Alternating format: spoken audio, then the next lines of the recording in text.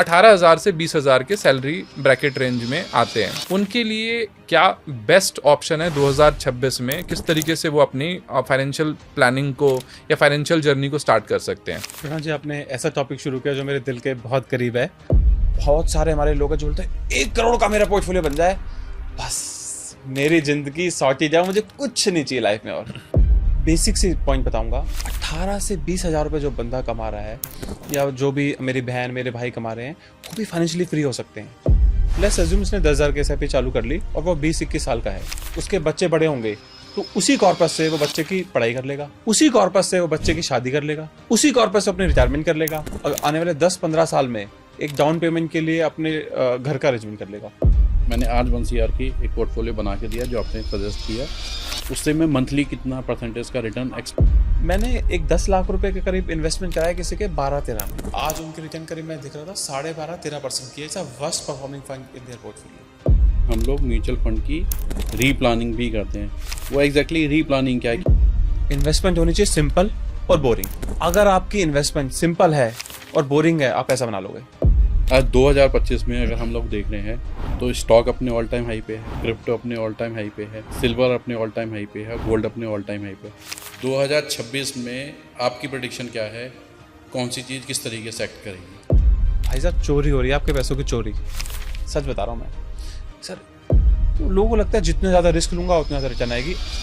Answer is no no no, ऐसा बिल्कुल भी नहीं है। नमस्कार दोस्तों, स्वागत है आपका the Yogesh and Pranav show के एक नए एपिसोड में। आज हम एक बार फिर दोबारा से म्यूचुअल फंड और फाइनेंशियल प्लानिंग को लेकर बातचीत करेंगे। और जो आज के हमारे गेस्ट हैं वो पहले हमारे साथ मिल चुके हैं, उनकी वीडियो को बहुत सारा प्यार दिया था आप लोगों ने। और आज हमारे साथ दोबारा हैं तरुण चांदना जी, जो बहुत कम सैलरी आज की डेट के अंदर अर्न कर रहे हैं, 15 या 20 हज़ार रुपये महीने कमा रहे हैं। उनकी फाइनेंशियल जर्नी कैसे शुरुआत होनी चाहिए, ये पॉडकास्ट आपकी उन सारी requirements and apart from that सबसे इंपॉर्टेंट चीज़ जो योगेश जी ने क्वेश्चन लिया फाइनेंशियल प्लानिंग का, सर ने बड़ी डिटेल से फाइनेंशियल प्लानिंग वाले पार्ट को भी कवर किया है, तो आप ज़रूर देखिए। अपने इस पे जितने भी आपके पॉइंटर्स हैं, कुछ आपको पूछना है और भी, तो आप ज़रूर पूछिए, क्योंकि तरुण जी के साथ में हम लोग एक और एपिसोड रिकॉर्ड करने वाले हैं बहुत जल्दी, और आपके उन सारे सवालों का हम लोग जवाब लेंगे। चलिए स्वागत करते हैं आज हम तरुण चांदना जी का। एक बार फिर से दोबारा स्वागत है सर आपका। Thank you for having me. स्वागत है sir. Tarun ji, last time video में ना हमें ना बहुत सारे कमेंट्स मिले कि भैया इनको आप बार बार रोक क्यों रहे हो, और हम चाहते नहीं कि इस बार हम आपको कहीं से भी किसी भी सवाल पे रोकें, क्योंकि जो आपने आंसर्स दिए थे, लोगों के जितने भी क्वेश्चंस थे वो कहीं ना कहीं रिजॉल्व हुए, लोगों ने बहुत प्यार किया उस वीडियो को। और हम चाहते हैं कि जितने लोग भी इस पॉडकास्ट को देख रहे हैं, सेम प्यार इस पॉडकास्ट को भी मिलना चाहिए, सेम नंबर ऑफ और डबल ट्रिपल होना चाहिए कमेंट इस बार, क्योंकि इस बार जो क्वेश्चंस का लेवल है, हम कोशिश करेंगे तरुण जी कि हम और बेटर वे में अपनी क्यूरियोसिटी, देखिए आपकी क्यूरियोसिटी तो है ही, हम सॉल्व करेंगे ही, बट मेरे मन में जो बहुत सारी क्यूरियोसिटी है, मेरे स्टाफ की क्यूरियोसिटी, मेरे आसपास के जो बहुत सारे लोग हैं उनकी क्यूरियोसिटी, तो सबसे पहला सवाल जो मैं लेना चाहूँगा उसी से रिलेटेड लेना चाहूँगा। बहुत सारे लोग एक सैलरी ब्रैकेट की अगर हम बात करें, टीयर 1 में तो ठीक है, बट टीयर 2 टीयर 3 में भी 18,000 से 20,000 के सैलरी ब्रैकेट रेंज में आते हैं। उनके लिए क्या बेस्ट ऑप्शन है 2026 में, किस तरीके से वो अपनी फाइनेंशियल प्लानिंग को या फाइनेंशियल जर्नी को स्टार्ट कर सकते हैं? प्रणव जी, आपने ऐसा टॉपिक शुरू किया जो मेरे दिल के बहुत करीब है। और इससे पहले हम स्टार्ट करें, प्लीज़ सब्सक्राइब एंड लाइक। और आपको मैं एक बहुत बेसिक सी पॉइंट बताऊंगा, 18 से 20,000 रुपये जो बंदा कमा रहा है या जो भी मेरी बहन मेरे भाई कमा रहे हैं, वो भी फाइनेंशियली फ्री हो सकते हैं। देखिए ऐसा क्यों है? जो 1 लाख वाला कमा रहा है उसके 1 लाख वाले खर्चे हैं, जो 20,000 कमा रहा है उसके 20,000 वाले खर्चे हैं, जो 1 लाख वाला कमा रहा है वो गाड़ी लेना चाहता है, ये मेरा भाई बहन बाइक या स्कूटी लेना चाहते हैं, तो वो भी फाइनेंशियली फ्री हो सकते हैं।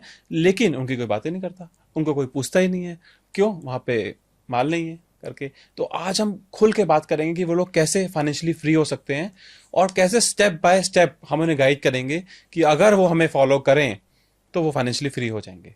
हम एज्यूम करते हैं किसी की एज है 20 साल या 25 साल और वो कमाता है 20,000 रुपये। देखिए, अगर आप कम बचा सकते हैं अगले 10 साल के लिए 50% पैसा, लाइफ चेंजिंग है आपके लिए। अगर आप 50% पैसा आपने बचा लिया, यानी कि आपने 10,000 9,000 के एसआईपी आपने कर ली किसी तरीके से। देखिए, जो 20 साल 22 साल 25 साल का बंदा है, हम जनरली सोचते हैं वो मैरिड नहीं है, वो सिंगल है अभी जी और वो पेरेंट्स के साथ में रह रहा है कहीं ना कहीं या कहीं जॉब के लिए बाहर रह रहा है, तो अगर उसने 50% सेविंग कर ली, 10,000 रुपये की SIP, 8,000 रुपये की SIP, 9,000 रुपये की SIP कर ली, तो उसके लिए गेम चेंज होगा। जी पर वो करेगा क्यों, उसको पहले पता होना चाहिए कि अगर मैंने 10,000 की SIP करी और ये मैंने 30 साल 40 साल 50 साल चलाई मैंने, तो क्या चेंजेस मेरी लाइफ में आ जाएंगे। राइट लेट्स अज्यूम उसने 10,000 की SIP चालू कर ली और वो 20-21 साल का है, तो जब वो मान लीजिए उसके बच्चे बड़े होंगे तो उसी कॉर्पस से वो बच्चे की पढ़ाई कर लेगा, उसी कॉर्पस से वो बच्चे की शादी कर लेगा, उसी कॉर्पस से अपने रिटायरमेंट कर लेगा, उसी कॉर्पस से आने वाले 10-15 साल में एक डाउन पेमेंट के लिए अपने घर का अरेंजमेंट कर लेगा। जी। अगर आपने तो 10,000 50% की बात की, अब कई लोग 10,000 नहीं सेव कर पाते, बिल्कुल नहीं कर पाते। अगर मान के चलते हैं कि सिर्फ 5,000 रुपये ही वो सेव कर रहे हैं, तो देखिए एक अमाउंट जो है ना, हम ऑब्वियसली हम बात करते हैं, बट अगर उसको एक ड्रीम अमाउंट 1 करोड़ का एक अमाउंट अचीव करना है 5,000 के साथ में, तो कितना टाइम उसको इन्वेस्ट करना पड़ेगा? देखिए मैं एक छोटी सी कैलकुलेशन आपको बताता हूँ। अगर किसी ने 5,000 रुपये की SIP करी, एज क्या लूँ मैं? आप एज मान के चलिए 22 से 25 के बीच का एज। 25 21 साल के? 22 साल हाँ, लेके चलिए हाँ, आप। भाई सर जी। मैं एज्यूम कर रहा हूँ कि वो 5,000 रुपये की SIP कर रहा है अगले 40 साल के लिए, और मैं रिटर्न एज्यूम कर रहा हूँ उसको 15% आ गई, जी। तो उसका पोर्टफोलियो बन जाए कुछ 11 करोड़ का। 11 करोड़। यस। और कितने साल? 24 लाख की इन्वेस्टमेंट है, सिर्फ 40 साल की इन्वेस्टमेंट है। 40 साल की इन्वेस्टमेंट। 11 करोड़ सब पॉसिबल है ये। आज मान लीजिए किसी का बच्चा हुआ है, वो अपने बच्चे के नाम पे क्या 10,000 रुपये, 5,000 रुपये, 15,000 रुपये, 20,000 के हिसाब से स्टार्ट कर दे, और वो अपने बच्चे के रिटायरमेंट का सोचे, और हमने ऐसे लोगों का प्लानिंग करी है, जी। तो वो गेम चेंजर होता है। लेकिन उसको आपको करना होगा, वो कैसे करेंगे हम आगे बात करेंगे। जी। अगर रेदर देन 40, क्योंकि 40 साल का एक जो पीरियड है वो काफी वो भी अपने आप में काफी बड़ा बड़ा पीरियड है। पहले ही माइंड के अंदर आ जाता है कि वो 40 साल का जो पीरियड है वो अपने आप में एक बहुत बड़ा पीरियड है। मगर आप इसको अगर ब्रेक करके अगर बताना चाहोगे, जैसे मान लो सपोज कर लो 21 साल का एक बच्चा है जिसने अपनी इन्वेस्टमेंट चालू करी। अगर मैं फाइनेंशियल प्लानिंग की बातचीत करता हूँ तो सबसे पहले मेरे को जो ज़रूरत पड़ेगी वो कहीं ना कहीं जब मेरी शादी होगी तो उस समय पे मेरे को कुछ पैसे की ज़रूरत होगी। उस समय पे क्या वो पैसे विड्रॉल कर सकता है? कुछ पैसे कर सकता है वो। 21 साल के बाद के अंदर जब होगी तो उसकी अर्निंग भी बढ़ रही होगी, तो डेफिनेटली वो उसके बाद अपने आप SIP को थोड़ा और बढ़ा पाएगा। आप नोटिस कीजिए, जो मैंने आपको SIP बताई है, मैंने बिना टॉपअप के बताई है। उसकी सैलरी 20,000 नहीं रहने वाली, उसकी सैलरी हर साल बढ़ेगी, वो अपने स्किल्स पे भी काम करेगा, जी। तो उसके ऐसे से इनकम बढ़ेगी, वो अलग है। बेसिकली उसके बेसिक खर्चे के लिए हमने अलग से पैसा निकाल दिया है। वो हमने बोला आज आप स्ट्रेस करो अपने आप को, आज 20,000 कमा रहे हो, आज 5,000 10,000 निकालो, आपको अगले 1 साल 2 साल 3 साल जरूर प्रॉब्लम होगी आपको, लेकिन उसके बाद तो आपकी इनकम बढ़ जाएगी। राइट। एक कैलकुलेशन आपसे और लेना चाहूँगा मैं। अगर 10,000 रुपये वो इन्वेस्ट करता है कोई भी पर्सन, और उसकी एज मान लीजिए 25 साल है, हाँ, और अगर वो 20 साल के लिए इन्वेस्ट करता है, तो 20 साल में वो कितना अमाउंट म्यूचुअल फंड के थ्रू से SIP के थ्रू से कर सकता है? अप्रोक्सीमेटली 1.3। 1.3 एक बड़ा ही, एक मुझे लगता है कि एक अच्छा अमाउंट है। 20 साल मतलब 20 साल की मतलब ज़्यादा कुछ बच्चे भी, मतलब अगर शादी भी होती है 30 साल की एज में हम मान के चलते हैं, और तो फिर भी एक 45 की एज ब्रैकेट में उनको एक अच्छा खासा एक अमाउंट मिल रहा होगा, जिससे कि वो बहुत सारी चीज़ें, घर या अपनी बहुत सारी रिक्वायरमेंट्स को कंप्लीट कर सकते हैं। तो मैं आपको एक एग्जांपल देता हूँ। आजकल लोगों ने क्या करना स्टार्ट किया है, लोग बोलते हैं यार मेरा बच्चा अभी आज 2 साल का 3 साल का है, मैं उसके लिए 10,000 15,000 की SIP चालू कर देता हूँ। मान लीजिए मैंने 15-16 हज़ार रुपये की SIP चालू करी और 15 साल के लिए चालू करी मैंने। उसके बाद मेरे बच्चे के 18 साल हो गई, अब वो कॉलेज जाएगा, खर्चे होंगे, तो वहाँ से हर महीने मैं 50,000 रुपये 60,000 रुपये हो सके तो 1 लाख रुपये कभी, या कभी 2 लाख रुपये भी मैं निकालूंगा। उस 2 लाख रुपये निकालने से, मंथली बोल रहा हूँ मैं, ईयरली नहीं, 50,000 से 2 लाख रुपये मैंने मंथली बेसिस पे निकाला। मैंने निकाला और मैंने वो अगले 5 साल 7 साल 8 साल के लिए निकाला। उसमें बच्चे की शादी भी हो गई, बच्चे की पढ़ाई भी हो गई। सर एक SIP के साथ में ना एक और टर्म बहुत ज़्यादा पॉपुलर, SWP। बिल्कुल सर, आपने सही कहा कि SWP आज की डेट में एक बड़ा एक तरीके से ट्रेंडिंग एक तरीके से टर्म है। मान लीजिए कि मैं 50 साल SIP करता हूँ और 50 साल की एज पे लेट्स सपोज मैं 3 करोड़ के आसपास का एक रिटर्न मेरे को SIP से मिलता है, तो उस टाइम पे मेरी SWP की प्लानिंग क्या होनी चाहिए? क्या है SWP, थोड़ा सा तो वो बताएं हमारी ऑडियंस को जो ये जानना चाहते हैं। और वो क्या इसका बेनिफिट रहेगा? SWP systematic withdrawal plan. आपका एक कॉर्पस इकट्ठा हो गया है, अब आप उसमें पैसा इन्वेस्ट नहीं कर रहे हैं, अब आपको उससे पैसा निकालना है। अब आपकी मर्जी है उससे 5%, 6%, 7%, 8%, 9%, 10% आप साल का विड्रॉ करो। जितना विड्रॉ करोगे मंथली बेसिस पे, और वो आपके अकाउंट में आ जाया करेगा। लेट्स अज्यूम आपके पास 3 CR है, जो आपने जी, बोले। जी। 3 CR में आपने बोला मुझे 6% विड्रॉ करना है, यानी कि 1.5 लाख पर मंथ, जी, जो आपको आता रहेगा। प्लस आपका कॉर्पस भी ग्रो करता रहेगा every year. Right. Tarun ji, यहीं पे अगर मैं बोल रहा हूँ, एक तो SIP से उसने अपना 3 CR इन्वेस्टमेंट किया, और आज एक बंदा है जो लमसम में 3 CR उसके अंदर डालता है, तो क्या भी वो सेम SWP का बेनिफिट ले पाएगा? बिल्कुल या ले तो पाएगा, बिल्कुल ले वो पाएगा, एक तरीके से वो 100%। सेम है। कॉर्पस 3 करोड़ रुपए SIP से बना, या आज आपने लमसम में 3 करोड़ रुपए की इन्वेस्टमेंट कर दी, बिल्कुल दैट इज वन बिल्कुल। And same thing. मैं आपको एक लाइव एग्जांपल देता हूँ। एक बिजनेसमैन है दिल्ली के, उन्होंने बोला यार मैंने बहुत काम कर लिया, अब मुझे रिटायर होना है, मेरे बच्चे फॉरेन में सेटल जाएं, अब मेरे को ज़्यादा कुछ करना नहीं है। उन्होंने अपना बिजनेस सेल किया, उनको करीब 5 CR मिले। अब वो करीब 2.5 लाख, 3 लाख, 4 लाख रुपए मंथली निकालते हैं, और वो अपनी ज़िंदगी जी रहे हैं रिटायरमेंट की। तो एक्चुअली लोगों को क्या करना है और क्या नहीं करना, दोनों नहीं मालूम। हम्म। क्या करना है इस टाइम, SIP करना है। और SIP होने के बाद देखिए, जो पैसा है ना वो एडिक्शन है। लोग एडिक्ट हो जाते हैं, मजा आता है लोगों को उसमें। जब आपका पोर्टफोलियो नजर आएगा ना आपको 2 करोड़ का, 4 करोड़ का, 5 करोड़ का, आपसे विड्रॉल नहीं होगा। ये गलत है। देखिए, आप या हम या कोई भी पैसा ऊपर लेके नहीं जाने वाले। बिल्कुल सही तो बात है। आपको इस पैसे को एंजॉय भी करना है। आपको पता होना चाहिए आपके लिमिटेशन क्या है। देखिए, आज बहुत सारे हमारे लोग हैं जो बोलते हैं 1 करोड़ का मेरा पोर्टफोलियो बन जाए, बस मेरी जिंदगी सॉर्ट ही जाए, मुझे कुछ नहीं चाहिए लाइफ में। और फिर वो 1 करोड़ वाला बंदा बोलेगा यार 1 करोड़ बस, 2 करोड़ हो जाए, 5 करोड़ हो जाए, 10 करोड़ हो जाए, 50 करोड़ हो जाए, 100 करोड़, कोई लिमिटेशन नहीं है। तो आपको पता होना चाहिए कब तक मुझे SIP करनी है और कब मुझे इससे पैसा निकालना है और उसको एंजॉय करना है। तो SWP is a very very very important thing, जो लोग करते नहीं है। SWP से ही एक और बहुत इम्पॉर्टेंटली देखा गया, जैसे आपने जो SWP के बारे में बताया, वो मेरे को लगता है एक तरीके की रेंटल इनकम की तरह प्रोसीड कर रहा है। 100%। आज की डेट में जो लोग रियल एस्टेट के अंदर एक शॉप लेते हैं, या कोई एक स्टूडियो अपार्टमेंट ले रहे हैं, या किसी भी तरीके की इन्वेस्टमेंट करते हैं जहाँ से उनकी एक रेंटल इनकम चालू हो जाए। फॉर एग्जांपल, आज अभी आप बहुत सारी ऐड देखते होंगे जिसके अंदर 50 लाख के अंदर एक स्टूडियो अपार्टमेंट मिल रहा है, या आप कमर्शियल शॉप या ऑफिस लेने की बातचीत करते हो, वो 1 करोड़ से ऊपर की इन्वेस्टमेंट है।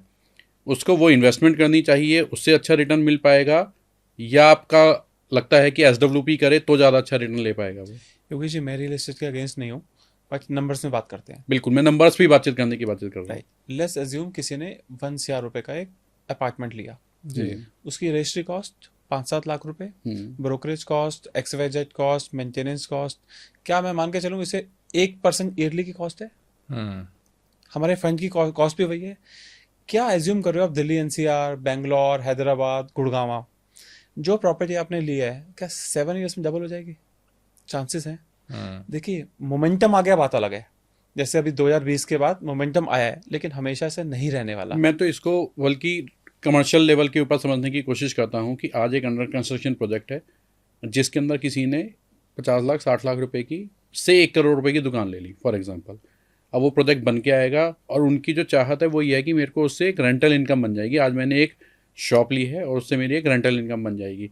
मैं उस रेंटल इनकम को कंपैरिजन करना चाहता हूँ SWP से। कहीं ना कहीं ये मेरा अपना भी सवाल है कि मेरे को वो शॉप लेनी चाहिए या मैं SWP के अंदर, क्योंकि जो इन्वेस्टमेंट कमर्शियल में अंदर कर रहा है उसको बैंक सपोर्ट नहीं है, वो तो डायरेक्टली अपनी सेल्फ इन्वेस्टमेंट होती है कमर्शियल इन्वेस्टमेंट। तो मैं बस उस कमर्शियल इन्वेस्टमेंट के तरीके से समझने की कोशिश कर रहा हूँ कि आज मैंने 1 करोड़ रुपए की दुकान ले ली या मैंने SWP किया, कौन सा मेरे लिए बेनिफिशियल रहेगा? चलिए योगेश जी, डिटेल में बात करते हैं। आपको क्या लग रहा है जो 1 करोड़ की आप शॉप ले रहे हैं उसमें क्या रेंटल इनकम आएगी आपको? मैं ऑलमोस्ट मान के चल रहा हूँ कि 6% के करीब करीब का रिटर्न वो देगा ईयरली। मुझे टैक्स भरना पड़ेगा उसके ऊपर? बिल्कुल। राइट, मुझे SWP में टैक्स बचा सकता हूँ मैं, पहली चीज। दूसरी चीज, क्या गारंटी है कि वो हमेशा भरा रहेगा? कोई गारंटी है? नहीं, गारंटी नहीं है उसकी। हमारे यहाँ मार्केट डाउन जाएगी, हाँ जा सकती है, मार्केट जाएगी, पर क्या उस टाइम SWP ले सकता हूँ? यस, ले सकते हो। जो मैंने कमर्शियल प्रॉपर्टी ली है, क्या श्योरिटी है कि वो 10 साल, 15 साल, 20 साल बाद भी सेम वैल्यू रहेगी उसकी, डेप्रिसिएशन नहीं होगा? लिक्विडिटी है उसकी। कल मेरे को जरूरत पड़ गई, मेडिकल इमरजेंसी, या मुझे इंडिया से बाहर शिफ्ट होना है, या मुझे सिटी चेंज करनी है, एक्स वाई जेड कोई भी रीजन, क्या मैं उसको सेल कर सकता हूँ आसानी से? हम्म उसमें कैश का कंपोनेंट आ जाएगा, ब्रोकर आ जाएगा, एक्स वाई जेड बहुत सारी चीज़ें होती हैं। देखिए मैं गलत नहीं कह रहा हूँ, गलत है, लेकिन आप कंपेयर करके देखिए। कॉमर्शियल प्रॉपर्टीज़ में हम दिल्ली एनसीआर में रहते हैं, दिल्ली एनसीआर में कितने मॉल्स हैं जो खाली हैं, कितनी शॉप्स खाली हैं, और क्या हालत है उनकी। प्लस एक चीज़ ध्यान रखिए, आप रेंटल इनकम सोच रहे हैं या फिर एसडब्ल्यूपीसी इनकम सोच रहे हैं, आप चाह रहे हैं आपको इनकम हर महीने आए। आए। लेट्स अज्यूम वो शॉप 6 महीने के लिए खाली रही, मेंटेनेंस तो आपको पे करनी पड़ेगी। Hmm that's a cost for you. Hmm. अब पैसा आ नहीं रहा, पैसा जेब से जा रहा है, तो that is also a big concern. इसके अलावा आप बताइए, कॉमर्शियल में कितने बड़े बड़े रिस्क हैं। लेट्स अज्यूम मैंने एक जगह रेंटल प्रॉपर्टी ली, दूसरा मॉल आ गया, मेरा मॉल ही खत्म। कितने मॉल्स हैं इंडिया में जो खाली पड़े हैं, जो बंद होने के कगार पे हैं। तो कॉमर्शियल देखिए, अगर आपका पोर्टफोलियो 50 करोड़ का है, 40 करोड़ का है, कैश कंपोनेंट आपके पास है, तो आपको जाना ही पड़ेगा रियल एस्टेट में, कोई ऑप्शन नहीं है आपके पास।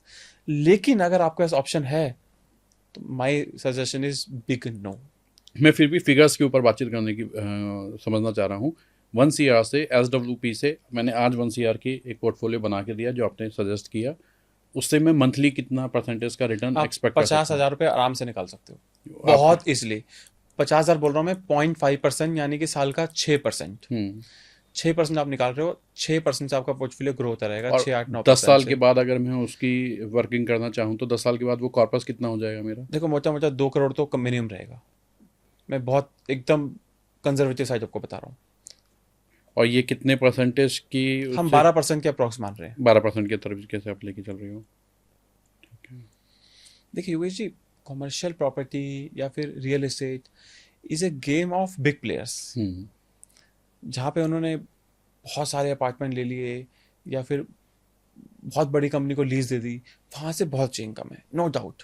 आपका इतनी बड़ी प्रॉपर्टी आपने टीसीएस को रेंट पे दे दी, आपको पता है यार टीसीएस कहीं नहीं जाने वाले अगले 10-20 नहीं, साल। मैं भी इसके अंदर ये नॉर्मली मेरा मानना ये चीज़ है, अगर आपने अच्छा एक डेवलपर जिसके मॉल्स चल रहे हैं, जिसके साथ अच्छी अर्निंग चल रही है, जिसका पास ठीक है, उसके साथ इन्वेस्टमेंट कर रखी है, तो समहाउ आप चीज़ें कर जाओगे। बट एक चीज़ से ज़रूर एग्री करूँगा कि मॉल का आज की डेट के अंदर जिस तरीके का कंपटीशन है वो कब बंद हो जाएगा या कब चालू रहेगा आपको उसका पता नहीं है। यहाँ आपका एक तरीके से लिक्विडेट भी है, और जैसे हम कमर्शियल के अंदर बातचीत करते हैं कि आपको एक रेंटल इनकम भी आ रही है और प्रॉपर्टी भी अप्रिशिएट हो रही है। इन द सेम वे आपने बताया कि आपका कॉर्पस भी बढ़ रहा है, तो मेरी कैपिटल भी बढ़ रही है और रिटर्न तो मैं ले ही रहा हूँ। समहाउ अब चॉइस की बातचीत है, जिसको जो अच्छा लग रहा है वो करे, बट यस बिल्डर एक इम्पॉर्टेंट पैरामीटर हो जाएगा इसके अंदर। बिल्कुल बिल्कुल। मैं सर फिर से आपको पुराने वाले पार्ट पे ही ले जाऊंगा, क्योंकि जब हम बात कर रहे थे एक सैलरी ब्रैकेट रेंज की, अगर लेट सपोज आप 10,000 का एक अमाउंट आप डिसाइड करते हैं, उस केस में अगर मुझे फ़ंड चूज़ करने हैं तो मैं कितने फ़ंड अपने लिए चूज़ करूं? मतलब एक एसेट एलोकेशन का मेरा क्या रहेगा, फ़ंड एलोकेशन में किस तरीके से कर सकता हूँ? What is my best approach? मैं 10,000 का एग्जांपल लेता हूँ, 10,000 और ठीक मैं है। एज ले रहा हूँ 25 साल की, जी और मैं एज्यूम कर रहा हूँ भाई मैरिड नहीं हूँ, जी ठीक है, और मैं एज्यूम कर रहा हूँ भाई को पैसा नहीं चाहिए अगले 10, 15, जी 20 साल, जी ये एज्यूम कर रहा हूँ मैं। हम्म एक पैसा आप लिक्विड फंड में डालिए राइट या आर्बिट्राज फंड में डालिए, ठीक है, उस पैसे को 2,000, 2,500 एलोकेशन कर दीजिए तो ये करीब 25% आप कह रहे हैं, ठीक फॉर है, द टाइम बिंग। राइट। जैसे ही साल 2 साल में आपका इमरजेंसी फंड इकट्ठा हो गया, जैसे आपका कॉर्पस इकट्ठा हो गया, आपकी इनकम बढ़ गई, तो अपने इमरजेंसी फंड को बंद कर देना है, जी ठीक है। अगर आपके पास ऑलरेडी इमरजेंसी फंड है, लेट्स अज्यूम आपके पास इमरजेंसी फंड है, आप म्यूचुअल फंड में नए आए हैं, आप एफडी करते थे तो वो पड़ा है आपके पास, तो हम एज्यूम कर रहे हैं आपके पास इमरजेंसी फंड रेडी है और आप 10,000 रुपये सेव कर सकते हैं। जब आप 10,000 रुपये सेव कर सकते हैं तो एक फ्लेक्सी कैप उठा लो, जी अच्छा सा जो आपको पसंद आए, पराग ठीक है। पारिक, एचडीएफसी, एक्सवाईजेड कोई भी। राइट दूसरा आप एक मल्टी कैप भी ले लो साथ में, राइट ठीक है। आप एक स्मॉल कैप उठा लो और एक थीमेटिक फंड ले लो। This is for very aggressive investors. और इसमें आप लार्ज कैप नहीं रिकमेंड कर रहे हैं कोई? देखिए अगर लार्ज कैप करना है तो इंडेक्स फंड लीजिए आप, ओके लार्ज कैप रिकमेंडेड नहीं है। देखिए लार्ज कैप होता क्या है, पहले हम उससे बात करते जी हैं। जी लार्ज कैप फंड क्या है, जो भी टॉप 100 कंपनीज हैं वो Right. उसमें ही इन्वेस्टमेंट करते हैं, और एज पर दी रेगुलेशन 80% उनका पैसा वहीं होना चाहिए। तो वहाँ पे ना अल्फा जनरेट करना थोड़ा सा मुश्किल है। ऑलरेडी वो राइट, ऑलरेडी जी। कंपनीज में ग्रोथ हो चुकी है या फिर वहाँ पे चर्निंग बहुत कम है, तो अलग अलग एंगल है उस चीज़ को देखने के। तो मेरी रिकमेंडेशन है, लार्ज कैप में अगर आप पैसा इन्वेस्ट करना है तो आप इंडेक्स में चाहिए, निफ्टी 50 ले लीजिए, सारे एएमसी के ऑलमोस्ट अवेलेबल हैं, तो आपने कोई भी ले अभी लीजिए। अभी टोटल 4 फंड हमें 4 फंड ले लीजिए आप रेकमेंड करके। किए हैं। अगर ये जो भी इसको सुन रहे हैं, अगर आप लेट सपोज 10,000 मंथली कर रहे हैं, तो आपके लिए 4 फंड सर ने बहुत अच्छे रेकमेंड किए। इस तरीके से प्लान करने से मतलब स्टेबिलिटी, आप कह रहे स्टेबल रहेगा थोड़ा सा आपका, मतलब देखिए काइंड ऑफ स्टेबल नहीं है, मैं एज्यूम कर रहा हूँ उसको पैसा नहीं चाहिए अभी। देखिए जी। स्मॉल कैप मैंने रिस्की दे दिया उसको, मिड कैप भी दे दिया और फ्लेक्सी कैप भी दे दिया और मल्टी कैप भी दे दिया। अगर उसको लगता है कि यार मेरे को बहुत सारे फंड नहीं चाहिए, एक फंड भी ले लो बहुत है। देखिए फंड सिलेक्शन, बट एक फंड में सर रिस्क नहीं हो जाएगा सर अगर सिंगल फंड लेते हैं तो? आपने एक फंड लिया, उसमें ऑलरेडी 60 कंपनियां हैं, 50 बिल्कुल। कंपनियां हैं, 40 कंपनियां हैं, तो रिस्क जी। वाला कुछ मैटर नहीं है। लेकिन लोगों को क्या लगता है ना, मैंने पोर्टफोलियो देखता हूँ 20 फंड, 40 फंड, 50 फंड, क्यों सर रिस्क डाइवर्सिफाई किया है? कि सर मार्केट लेके बैठे हो आप, पूरी मार्केट लेके बैठ गए हो आप, इससे अच्छा निफ्टी 500 ले लो, खत्म बस, कुछ नहीं करना आपको। हमारा रोल क्या है? हमारा रोल है कि जो आप रिटर्न आपको आने वाली है उसको कैसे इनहेंस करना है। ये नहीं कि गोल्ड भी आ गया, सिल्वर भी आ गया, यूएस भी आ गया, चाइना भी आ गया और एसआईपी कितनी की चल रही है जी? 5,000 रुपए की। नहीं नहीं, गलत है, टोटली रॉन्ग करके। एक जी। फंड ले लो, चल जाएगा, कोई इशू नहीं है। अच्छा अब लेट्स अज्यूम कि फंड के बात करते हैं। अगर 20-25 साल पहले आपने इन्वेस्टमेंट स्टार्ट करी, जो बेस्ट परफॉर्मिंग फंड था वो 22% का था। मैं एज्यूम कर रहा हूँ कि इतनी अच्छी किस्मत नहीं है आपकी। जो वर्स्ट परफॉर्मिंग था या है बेसिकली वो 12% है, और जो एवरेज है वो 17% है। मैं कह रहा हूँ ना तो आपकी किस्मत बहुत अच्छी है, ना आपकी किस्मत बहुत खराब है, एवरेज किस्मत है आपकी, 15-16-17% आपको आ रहा है। तो सर ये सबसे बड़ा मिसकंसेप्शन है, इतने सारे फंड रखूंगा, ये भी खरीदूंगा, ये एनएफओ आ गया, ये ईटीएफ आ गई, अब सिल्वर की रैली आ गई, अब गोल्ड की रैली आ गई, अरे यूएस में ये होने वाला है, चाइना में ये होने वाला है, जापान में कैसे इन्वेस्ट करते हैं लोग, ये सर्च करते रहते हैं जापान। आजकल लोग ढूंढ लगे पाकिस्तान में कैसे इन्वेस्ट करूं मैं, पाकिस्तान में अच्छी रैली आई थी। तो सर ये भागना नहीं है अपने को।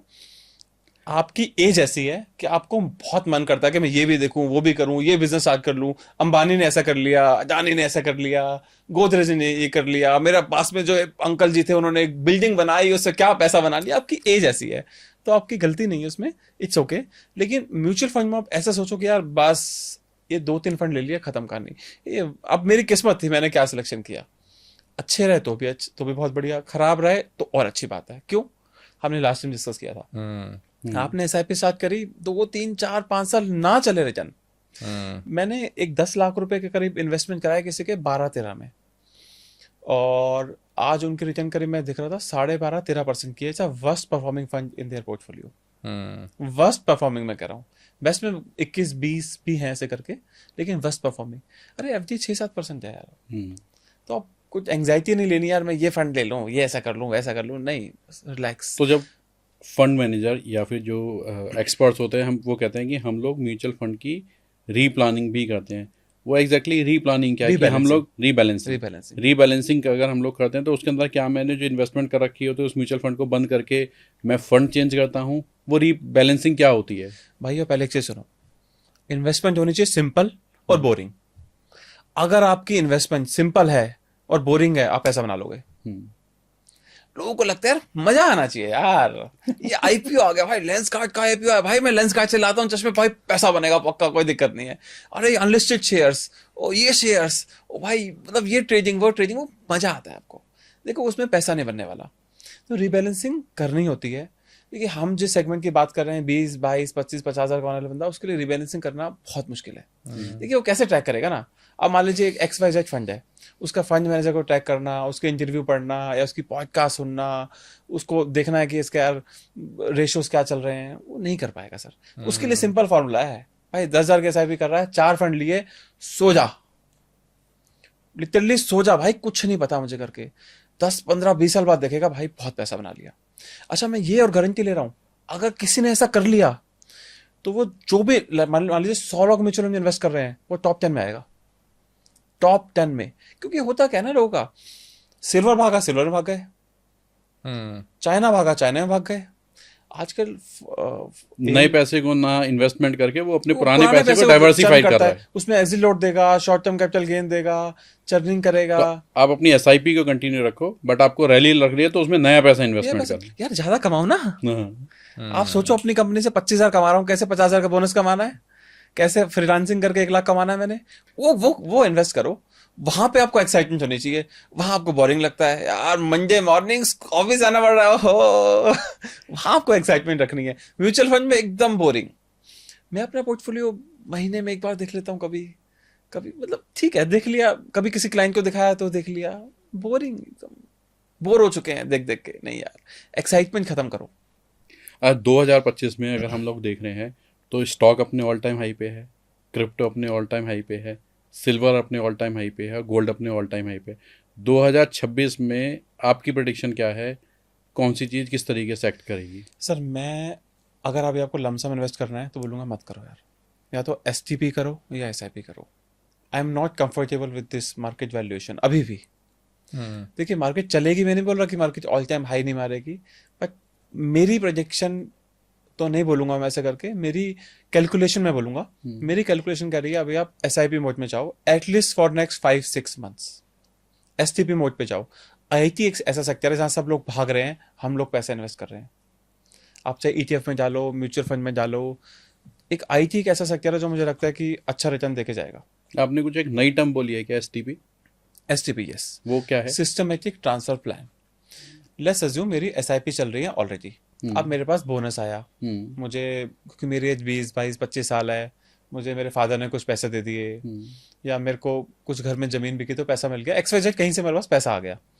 अब मेरा पैसा आया, मुझे एक्साइटमेंट है, मेरी एज ऐसी है तो भैया उछल रहा हूँ भाई, अब तो मैं ये बिजनेस शुरू कर लेता हूँ, ये कर लेता हूँ। नहीं, आप उसी फंड्स में STP लगा लो। STP कैसे लगाना है आपको, उसी AMC का आर्बिट्राज फंड या लिक्विड फंड ले लो और वहां से STP स्टार्ट कर दो, या SWP करके SIP नहीं स्टार्ट कर दो। लेट्स अज्यूम मेरे पास 1 लाख रुपए आया, मैं 10,000 के SIP कर रहा हूँ। अब यहाँ मेरी एक्साइटमेंट तो बहुत है, अब मेरे को लगा यार मिड कैप बहुत बढ़ेगा, आप मिड कैप में कर दो, कोई बात नहीं। आपको लगा स्मॉल कैप में कर दो, कोई थीमेटिक फंड आपका चल रहा है उसमें कर दो, जहां आपको लगता है कर दो, या सब में मिला के कर दो आप।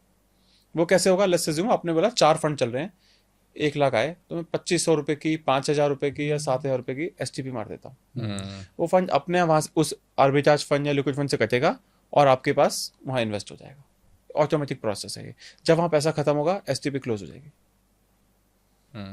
फोमो मार्केट में बड़ा होता है, जैसे अभी, जैसे आपने अभी लेंसकार्ट की बात की, और बहुत सारे ग्रो का आया, फिजिक्स वाला, और बहुत सारे ऐसे मार्केट में नए नए फंड्स आते रहते हैं। जो नए इन्वेस्टर होते हैं वो बड़ा क्यूरियस रहते हैं, वो चाहते हैं मैं जितने भी फंड आए सारे ले लें, और जैसे ही उनको अलॉटमेंट मिलता है या नहीं मिलता है उसके बाद वो शेयरिंग मतलब खरीदना बेचना चालू हो जाता है, और उस टाइम पे बहुत सारे लोग लॉस करते हैं मेजरली। मतलब उस टाइम पे आपकी सजेशन क्या है, क्या करना चाहिए एग्जैक्टली? सर वही, एक तो एक्साइटमेंट है, दूसरा भाई साहब चोरी हो रही है आपके पैसों की, चोरी। सच बता रहा हूँ मैं सर, जो वैल्यूएशन पे IPO आ रहे हैं डजंट मेक सेंस। और मैं आपको बताता हूँ, अगर उसके अंदर दम होता ना सर, बहुत लोग बैठे हैं लेने वाले। HNI इन्वेस्टर, FII सब स्टेक लेने को बैठे हैं सर। जब पूरा आपने गन्ने का जूस पिया होगा, गन्ने का जूस सब कुछ निकल गया ना सर, जो बचा है ना वो रिटेल को देते हैं, चल तू भी कुछ एंजॉय कर ले। और एक बार IPO की अगर मैं बहुत छोटी सी डेफिनेशन समझने की भी कोशिश करता हूँ, मेरी क्यूरियोसिटी भी है इसको समझने की। मैंने IPO से 100 CR फंडिंग आई मेरे पास में, वो तो मेरी कंपनी के अंदर आ गई। फॉर एग्जांपल किसी भी XYZ कंपनी के अंदर 100 CR आ गए, उसके बाद लोगों को वो पैसे 100 CR के अगेंस्ट शेयर चले गए। अब जो सेकेंडरी में प्लस माइनस हो रहा है वो तो सेकेंडरी मार्केट ही रिटेल ही खेल रहे हैं, उसके अंदर तो कम हो रहा है ज़्यादा हो रहा। क्या कंपनी की अच्छी ग्रोथ और उससे फर्क पड़ता है उस शेयर को, या बस ये बाइंग सेलिंग से चलता रहता है? सर देखिए, शेयर से कंपनी के बिजनेस का कोई लेना देना नहीं है, कोई लिंक नहीं है एक्चुअली। लेट्स अज्यूम होता क्या है, ये ना आजकल ट्रिक बन गई है। अगर मुझे मेरे बिजनेस को फेमस करना है तो शेयर ले आओ। 10-15 करोड़ जनता है, उसको तो मेरी फ्री की मार्केटिंग हो गई। अब लेंसकार्ट की जो हवा चली, पता है लोगों ने फीलिंग क्या हो गई है, IPO का मतलब मैंने शेयर बाय कर लिए, शेयर मतलब मैं बन गया हूँ ऑनर, अब हमें मालिक लेंसकार्ट के। कोई पूछने, आप स्टोर पे जाओगे तब भी कोई नहीं पूछने वाला आपको, मालिक तो छोड़ो, स्टोर पे कोई पूछने नहीं वाला आपको कि अरे सर आप आए हो, बैठे हो, चाय पियो, शेयर लेके बैठे मैं शेयर लेके बैठा हूँ, ऑनर ऑफ फीलिंग है करके। एक्चुअली समझाया भी गया, और रियल में बात भी ऐसी है, हकीकत यही है, लेकिन लोगों को फीलिंग आ गई है। आप क्या चश्मा बनवाना है भाई, मैं तो लेंस काट ही जाऊंगा। क्यों? अरे अपनी कंपनी है यार। ऐसी फीलिंग मैंने देखा है लोगों को। मतलब नेस्ले, मैंने भाई कितने शेयर लिए? भाई का 5 शेयर है। भाई ऑनर है। हाँ आप ऑनर हो ठीक है, लेकिन आपको कोई चीज सस्ती मिलती है, नेस्ले के लूंगा भाई मैं तो। क्यों? अपन ऑनर है यार। आप पहले चश्मा बनवाते थे 500 रुपए का, आप बनवा रहे हो 1000-2000 रुपए का। क्यों? भाई ऑनर है हम। अरे अपना नुकसान कर रहे हो यार आप। तो आप अगर ये कह रहे हो कि कंपनी की जब हम लोग बुक्स आते हैं, जैसे रिजल्ट डिक्लेयर करते हैं, तो उसके अंदर बहुत ज़्यादा डिपेंडेंसी होती है कि ये शेयर बढ़ेगा या ये घटेगा, उसकी बुक्स के ऊपर होता है। क्वार्टरली रिजल्ट उनको डालने ही होते हैं, ईयरली डालने ही होते हैं। तो वहाँ पे भी जो शेयर की जो फ्लक्चुएशन हो रही है, बढ़ रहा है या घट रहा है, तो वो उस प्रॉफिट के ऊपर डिपेंडेंट होता है या नहीं होता? क्योंकि मैं तो अगेन ये मानता हूँ, तो जो मूवमेंट हो रही है तो सेकेंडरी मार्केट के अंदर है। मैं खुश हो गया, इसका रिजल्ट अच्छा है, इसका मतलब कंपनी का शेयर तो बढ़ेगा जी, मैंने खरीद लिया। क्या यही है प्रैक्टिकल? सर बिल्कुल होता है, लेकिन हम लोगों से नहीं होता है। अब लेट्स एज्यूम एक कंपनी है, इसके प्रॉफिट आए 100x। हम्म। सर उसको लेने वाले ना HNIs, mutual fund, GII, FI सब लोग बैठे हैं। अगर आप लोगे ना, आप कुछ नहीं ला पाओगे उसको। मैंने कई लोगों को देखा है गुस्से में आकर के, यार ये इस कंपनी से मुझे लॉस हुआ, इस कंपनी के शेयर में गिराऊंगा। अपने सर्कल में जाएंगे, व्हाट्सअप स्टेटस लगाएंगे, भाई ये कंपनी खराब है, निकल जाओ, ये हो जाओ, और शेयर ऊपर भाग रहा होगा। अरे यार आपको इन सब चीज़ों में दिमाग लगाना ही नहीं है। आपका फोकस होना चाहिए इन्वेस्टमेंट। जैसे बोरिंग थी भैया, मैंने इन्वेस्टमेंट कर दिया, छोड़ दिया, पैसा बन जाएगा। आप वो काम किसका है ना, जो आप बोल रहे हो बैलेंस शीट पढ़ना, रिजल्ट आना, वो म्यूचुअल फंड वालों का काम है, वो FIS का काम है, वो अपना काम नहीं हो करके। आप ये बताओ कितनी कंपनी की बैलेंस शीट और एनुअल रिपोर्ट आप पढ़ लोगे हम्म। आपके जॉब के साथ? 1 2 3 4 बस। सर हमें वो ना तो एक्सपर्टीज है, ना हमारे पास वो टाइम है कि हम वो चीज़ पढ़ सकें। अगर आपको खेलना है, डीमैट अकाउंट खोलो, थोड़ा बहुत खेलो, कोई बात नहीं, हम मना नहीं करते लोगों को, क्योंकि वो चुल तो है ही ना कहीं कि गैम्बलिंग वाली। अच्छा, लोग एक और चीज़ ज़रूर बोलते हैं कि अगर आपको पैसे कमाने हैं तो आपको रिस्क लेना पड़ेगा। क्या जो एक रिटेल वाला बंदा है वो और एक HNI सिमिलर तरीके से सोचते हैं क्या? बिल्कुल अपोजिट, 100% अपोजिट। लेट्स अज्यूम मैं एक रिटेल इन्वेस्टर हूँ, बोलूँगा जितना ज़्यादा रिस्क ले सकते हैं लोग। मेरे को 25,000 के 2.5 लाख कर रहे हैं, मुझे फ्यूचर ऑप्शन करना है, मुझे ETF में ट्रेड करना है, स्टॉक्स में ट्रेड करना है। ये HNS के पास जाओ, उसके पास 2.5 करोड़ 25 करोड़ होगा, कहते हैं 10-12% रिटर्न आ जाए फाइन। ये हकीकत है। एक्चुअली क्या है, रिटेल इन्वेस्टर को एक तो नए नए आए हैं सारे, 2 4 5 साल हुए उनको आए हुए, नए नए आए हैं। लगता है जितना रिस्क लूंगा उतना ज़्यादा रिटर्न आएगा, ऐसा नहीं होता कभी भी। अब क्रिप्टो में देखिए आजकल क्या चल रहा है लोगों का, आई थिंक 30% क्रिप्टो डाउन है करके लोगों ने रिस्क लिया। लोग कहते हैं और डालेंगे। मुझे क्रिप्टो नहीं समझ आता, तो मुझे नॉलेज भी नहीं है क्रिप्टो की, ना मैंने कोई खास ऐसी इन्वेस्टमेंट करी है। तो लोगों को लगता है जितने ज़्यादा रिस्क लूंगा उतना ज़्यादा रिटर्न आएगी। Answer is no no no, ऐसा बिल्कुल भी नहीं है। आप रिस्क लो, मॉडरेट रिस्क लो, जहां पे आपका प्रिंसिपल से वो। इन्वेस्टिंग की डेफिनेशन क्या है कि व्हाट इज इन्वेस्टिंग? इन्वेस्टिंग का मतलब है कि जहां पे आपका प्रिंसिपल सेव रहे और आपको एक ठीक ठाक रिटर्न आए, और जो आप इन्वेस्टमेंट कर रहे हो उसके पीछे कुछ लॉजिक होने चाहिए, कोई रिसर्च होनी चाहिए। व्हाट्सअप यूनिवर्सिटी से बात नहीं बनेगी भाई साहब, जी। ना यूट्यूब यूनिवर्सिटी से बात बनेगी, ना वो चाचा ताऊ या वो सुट्टा ब्रेक वाले ग्रुप, भाई ये कंपनी देख कहां से कहां जाएगी, भाई बोल रहा है तेरे को, वो नहीं। अगर इन्वेस्टमेंट का मतलब, इन्वेस्टिंग का मतलब है टोटल रिसर्च, प्रिंसिपल सेफ होना चाहिए। सर आपने फॉरेन इन्वेस्टमेंट की बात करी, FI बात करी, बीच में हमने देखा था कि पहले तो बहुत अच्छे लेवल पे इन्वेस्टर थे फॉरेन इन्वेस्टर, बट रिसेंटली हमें सुनने में भी आए थे काफ़ी सारे इन्वेस्टर, अब थोड़ा थोड़ा हम सुन रहे हैं। तो क्या फॉरेन इन्वेस्टर के मार्केट में आने से मार्केट पे इम्पैक्ट पड़ता है, और अगर इम्पैक्ट पड़ता है तो वो कैसा इम्पैक्ट पड़ता है? सर देखिए बहुत बड़ा इम्पैक्ट पड़ता है। देखिए हम लोग बाय करते हैं रिटेल क्वांटिटी में, 1000 2000 5000 10,000 शेयर, वो लाखों करोड़ों में शेयर्स बाय करते हैं। 1% 2% 3% कर लेते हैं वो लोग करके। अभी वो नहीं आ रहे, उसके पीछे बहुत सारे रीजंस हैं, और मैं एग्जांपल देता हूँ आपको। लेट्स अज्यूम आपको कोई चीज़ बाय करनी है, आपको 4 दुकान नजर आई, और आपको लगता है कि ए दुकान पे 20 रुपए की है, वहाँ 25 है, वहाँ 30 है, वहाँ 35 है। आप कहाँ से लोगे सेम चीज़? नेचुरली 20 वाले से लोगे। तुमको समझ आ रहा है चाइना ताइवान इधर उधर पैसा ज़्यादा बन जाएगा इंडिया से ज़्यादा, तो नहीं आ रहे हैं अभी वो। जब उनको लगेगा वैल्यूएशन अच्छी हो गई है, पैसा बनाने का चांस है, वो आएंगे फिर। अच्छा, फाइनेंशियल प्लानिंग बहुत बड़ी टर्म है। हम ज़्यादातर लोगों को बोलते हैं कि हर किसी को अपनी फाइनेंशियल प्लानिंग करनी चाहिए, चाहे वो 15,000 रुपये कमा रहा है या वो 15 लाख रुपए कमा रहा है। ये फाइनेंशियल प्लानिंग क्या होती है, अगर मैं बहुत बेसिक से समझना चाहूँ, किसी भी एक ऐसे बंदे को जो 20,000 रुपये कमा रहा है उसको अपनी फाइनेंशियल प्लानिंग कैसे करनी चाहिए? ओके सर, 15 लाख वाला ना करे चल जाएगा, पर 15,000 वाले को जरूर करनी चाहिए। ठीक है, अब सबसे उससे पहले रिस्क समझते हैं। रिस्क क्या होता है? रिस्क मतलब है जो आपको नहीं दिख रहा। रिस्क मतलब जो आपको नहीं दिख रहा, जो आपको लगे हो सकता है, ऐसा भी हो सकता है, वैसा भी हो सकता है, और कुछ ऐसा हो गया जो सोचा भी नहीं था, लाइक कोविड। वो रिस्क होता है सर। तो फाइनेंशियल प्लानिंग करके हम रिस्क को मिनिमाइज करते हैं। ऐसी आने वाली चीजें जो हमें पता भी नहीं कि ऐसा हो सकता है, ऐसी चीजें जो घटित हो सकती हैं एक्सटर्नल और इंटरनल वेज से, तो उसको मिनिमाइज करने के लिए फाइनेंशियल प्लानिंग करते हैं। और फाइनेंशियल प्लानिंग क्यों करते हैं? आजकल की यूथ के लिए खर्चा कंट्रोल करने के लिए। तो मैं देखता हूँ 20,000 रुपये सैलरी, 25,000 रुपये सैलरी, ईएमआई होती है 20,000 रुपये की। पता नहीं कैसे लोन मिल जाता है उनको, पर बहुत बुरा हाल है इसको लेके। तो फाइनेंशियल प्लानिंग के बहुत सारे एस्पेक्ट हैं कि क्यों करनी चाहिए, क्या होती है, कैसे होती है, उस पर बात करते हैं। चलिए, तो फाइनेंशियल प्लानिंग में सबसे इंपॉर्टेंट क्या है कि जो भी आपके फाइनेंस हैं, आपकी लोन, आपके खर्चे, आपके आने वाले गोल, शॉर्ट टर्म हो चाहे लॉन्ग टर्म हो, उसके लिए प्लान करना, बेसिक डेफिनेशन। ठीक है, ये होगी फाइनेंशियल प्लानिंग। अब ये करनी क्यों चाहिए और किस किस को करनी चाहिए? सबसे पहले अगर आपके पास कैश फ्लो कम है तो सबसे पहले आपको करनी चाहिए। आपके पास लोन्स है, आपको करनी चाहिए। ठीक है, आपको मान लीजिए बहन की शादी करनी है, पेरेंट्स को भी संभालना है, अपने बच्चों को भी देखना है, बहुत ज़रूरी करनी चाहिए। देखिए, जिसके पास बहुत पैसा है ना, वो फाइनेंशियल प्लानिंग नहीं भी करेगा चल जाएगा। मैं एक हमारे क्लाइंट है, उनसे मिला, they are quite very rich. मैंने उनको बोला सर कुछ प्लानिंग कर लेते हैं बैठ करके। तो उन्होंने बोला देखिए मैं 57 का हूँ, ठीक है, मेरे पास 15-20 लाख रुपए का मंथली फ्लो है, अब मैं कुछ नहीं करूँ तब भी मेरे पास फ्लो है, तो मुझे फाइनेंशियल प्लानिंग की जरूरत नहीं है। तो मैंने उनको बोला सर आपको नहीं है, आपका ये जो पोता है ना सर, क्या इसके लिए हम 100 करोड़ की प्लानिंग कर सकते हैं? को लगा यार पॉइंट है करके। तो फाइनेंशियल प्लानिंग के हर चीज़ के लिए अलग अलग एस्पेक्ट्स हैं।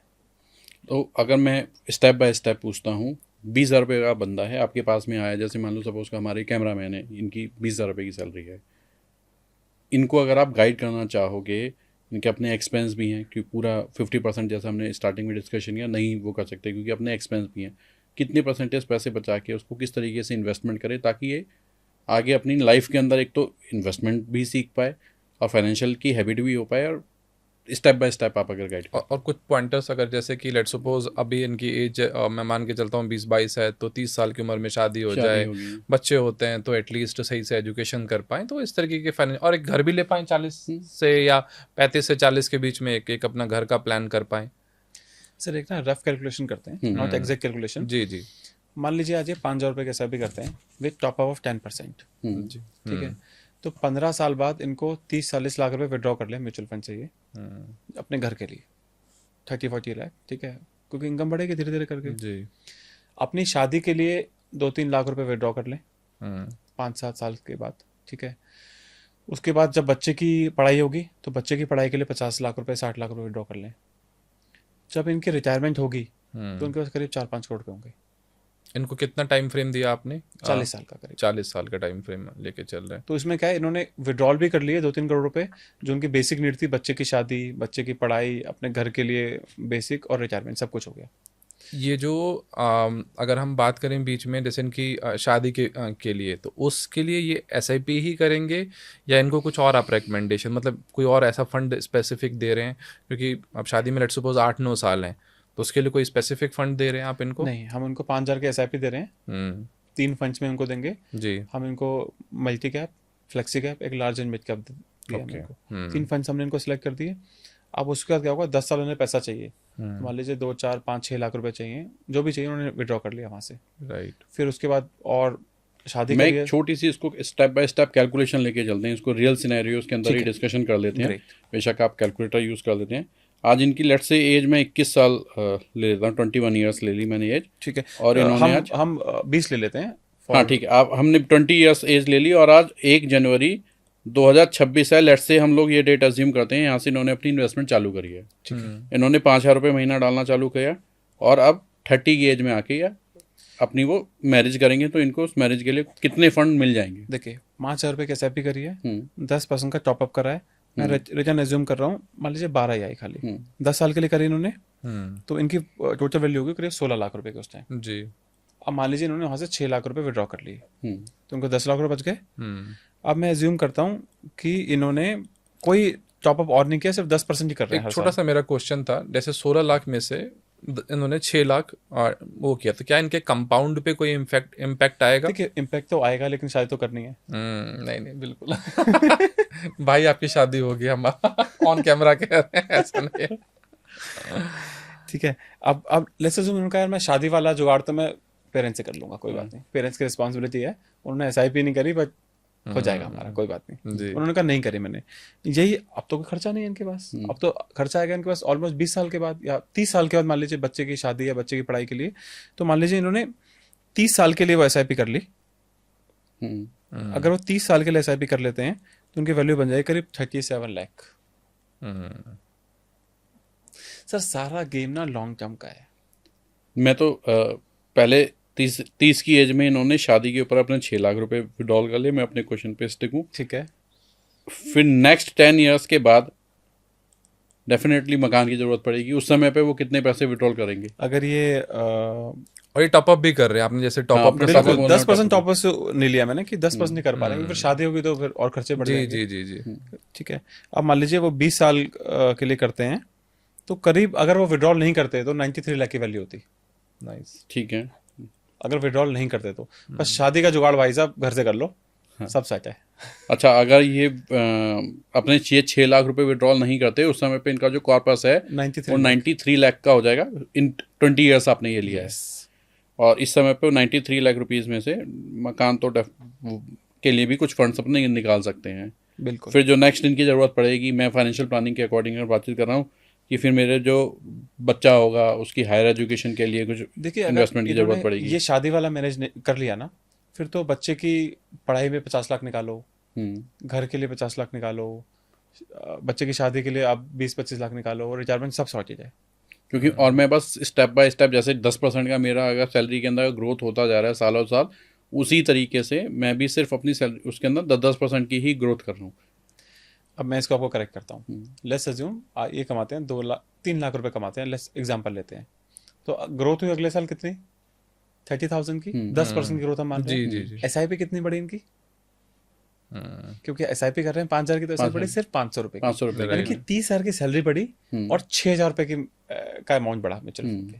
तो ये बहुत बड़ा डिफरेंस होता है। इसलिए हम जनरली क्या कहते हैं, आप अगर फाइनेंशियल प्लानिंग कर रहे हो, हर 2-3 साल में बैठो।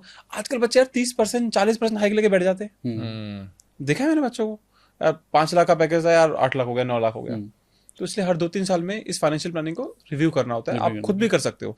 आप सोच लो यार बर्थडे पे करूंगा अपने, बर्थडे से 1 दिन 2 दिन 4 दिन 5 दिन पहले मैं रिव्यू करूंगा करके, और रिव्यू करके देखो, अगर आपको लगा है मेरी सैलरी बढ़ गई, हो सकता है भाई साहब कितने फेमस हो गए कैमरे को लेकर के, तो 50,000 1 लाख रुपए कमा रहे हैं। ये जो हाइक है मैक्सिमम आईटी इंडस्ट्री या इस तरह की जो मैक्सिमम जो audience, let suppose tier 2 tier 3 या शॉप्स पे काम कर रहे हैं, लेट सपोज 20-22 साल की 20-22 की जो सैलरी रेंज है, उसमें बहुत सारे लोग हैं जो छोटे छोटे शहरों में काम करते हैं। तो उनकी सैलरी ना बड़ी धीरे धीरे धीरे धीरे धीरे बढ़ती है, जो हमने मतलब अमूमन देखी 10% की ग्रोथ तो यार नॉर्मली मेरे को लगता है वही होती वही ही हम है। मान के चलते हैं।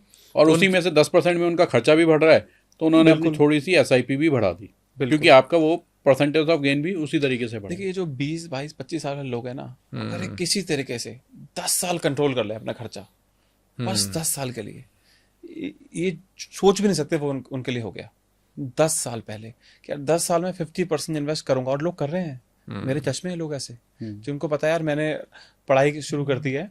एग्जाम्पल देता हूँ, लाइव एग्जाम्पल, साउथ एक्स में शॉप है, बनिया लोग हैं। पापा ने बोला बेटा कॉलेज जा रहा है, कॉलेज के बाद यहाँ पे आना है। पापा 25,000 रुपये सैलरी देते हैं, उसको रिस्पॉन्सिबिलिटी दी है, भाई ये काम तेरे को संभालना है, तेरी जिम्मेदारी है। मैं बेटे से मिला, उनका यार क्या प्लान है, कैसे कर रहे हो? कह रहे यार अंकल समझाओ थोड़ा सा मुझे। मैंने उसको समझाया, मैंने कहा तू 15,000 के SIP कर ले। कह रहा अंकल 25,000 में यार 15,000 SIP कर लूँगा, तेरा क्या खर्चा है? तेरे कॉलेज की फीस तेरे पापा दे रहे हैं, तेरे आने जाने का पापा दे रहे हैं, तेरे को 25,000 रुपये करने क्या है, तेरा एक्सपेंस क्या है? कह रहा भैया आईफोन की EMI है, एक वो चल रही है, एक बाइक लेने की सोच रहा हूँ, एक लैपटॉप है। मैंने कहा अगर तू ये कंट्रोल कर ले 10-12 साल, तो तेरे पास क्या पैसा होगा तो सोच भी नहीं सकता। फिर उसे कैलकुलेशन बना के दी मैंने बोला एक काम कर, तू 15 साल के लेना, इस 20,000 के SIP कर ले, और वहाँ से फिर ना 70-80 हज़ार रुपये महीना निकाल लियो।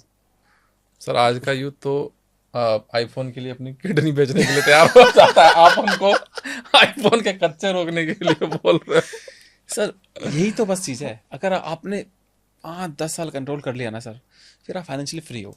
सर मैं अपना एग्जांपल लेता हूँ, मैंने क्या किया ना, मैंने अपने करियर में बहुत इच्छाएं थी सर, ये करूँ, मैंने फॉरेन ट्रिप मारे हैं, मैंने बिजनेस क्लास से फ्लाई किया है, गाड़ी वाड़ी सब कुछ किया है, लेकिन मैंने ना एक टाइम में समझ आ गया कि बेटा अब कंट्रोल कर ले, और जहाँ पैसा डाल सकता है ना डाल ले।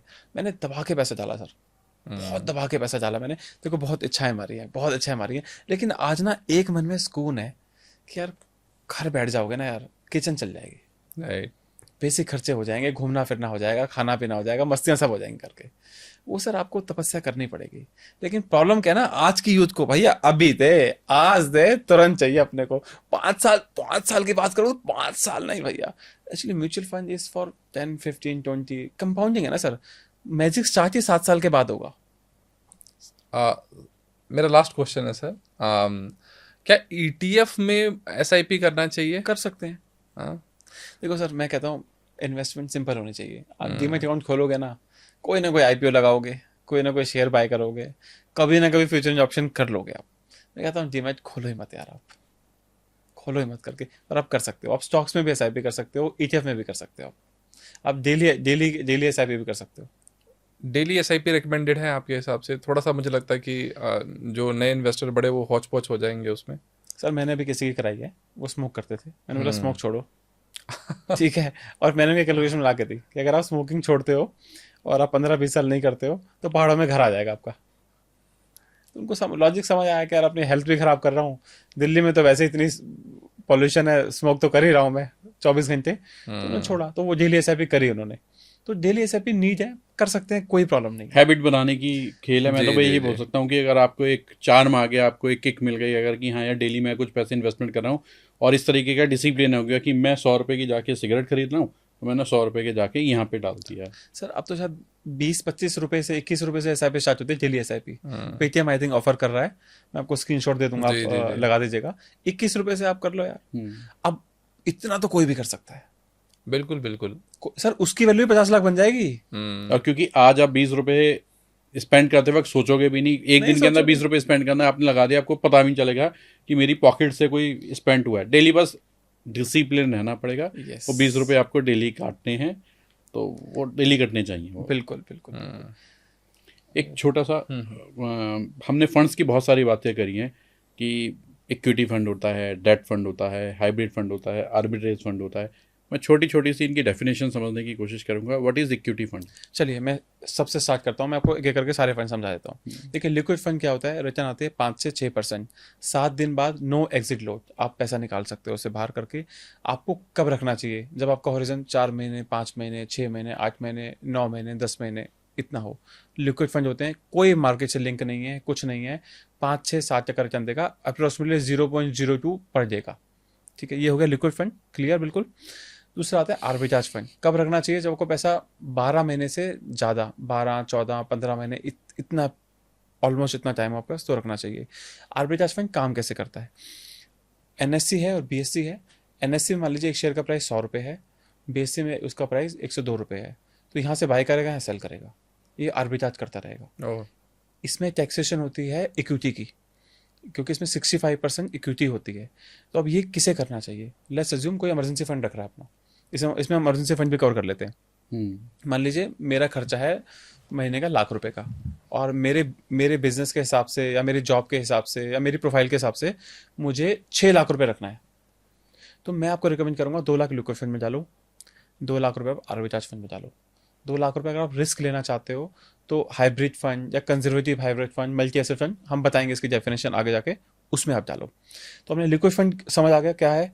आर्बिट्राज फंड में क्या हुआ, अब 12 महीने बाद आपको जो टैक्सेशन है वो इक्विटी का पड़ेगा 12.5%, पहले 1.25 लाख पे फ्री रहेगा वो करके। Liquid fund clear, arbitrage fund clear. अब हम आते हैं हाइब्रिड फंड पे। हाइब्रिड फंड क्या होता है?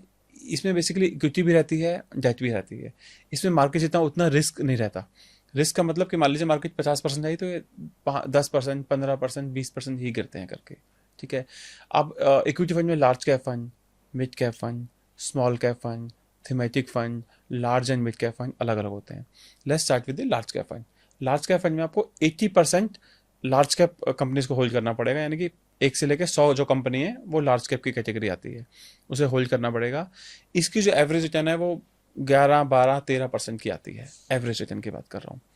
अब हम बात करते हैं मिड कैप फंड की। मिड कैप फंड में 101 से लेके 250 कंपनी वो जिसमें इन्वेस्ट करेगी, उसमें करीब 65% उसको उसमें इन्वेस्ट करना पड़ेगा।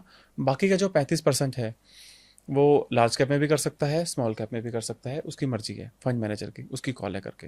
ये हो गया mid cap fund. Small cap 250 से आगे जो कंपनी होंगी सब स्मॉल कैप में कंसीडर है, उसको 65% पैसा स्मॉल कैप में रखना पड़ेगा, बाकी 35% लार्ज मिड किसी में भी रख सकता है। ये बेसिक डेफिनेशन हो गई। थीमेटिक फंड की बात करते हैं, जो एक थीम को फॉलो कर रहा है, लाइक डिफेंस फंड, वो डिफेंस फंड को ही, डिफेंस थीम को ही फॉलो कर रहा है। इनका नेचर होता है, ये रिस्की होते हैं थोड़ा सा, बहुत वॉलेटाइल होते हैं, इनकी रिटर्न्स या तो बहुत अच्छी आती है या नहीं आती है। जनरली थीमेटिक फंड 5-7 साल में 1 बार 2 बार या 3 बार ही परफॉर्म करते हैं, इसका और फंड की तरह नहीं होता है। एक फ्लेक्सी कैप फंड होते हैं। फ्लेक्सी कैप में फंड मैनेजर की मर्जी है, लार्ज में डालो, मिड में डालो, स्मॉल में डालो, वो उसकी कॉल है, वो किस में डालना चाहता है। एक होते हैं मल्टी कैप फंड, जिसमें 25% large cap, 25% mid cap, 25% small cap, rest 25% fund manager की मर्जी है। तो इस तरीके से ये फंड की बेसिक डेफिनेशन कवर हो गई।